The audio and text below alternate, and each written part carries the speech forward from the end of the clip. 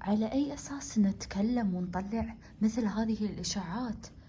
يا جماعة بعد ما ينتهي الموضوع ويخلص لازم نسمع القصة الكاملة، أو خلينا نقول الموضوع من أحد من أقاربها فقط أحد من أقاربها جدا قريب يعرف بالضبط شنو القصة وشنو الحكاية. طبعا هذه واحدة من الحكايات اللي سبحان الله سبحان الله سبحان الله فعلا، يعني لا تدري نفس بأي أرض تموت. فعلا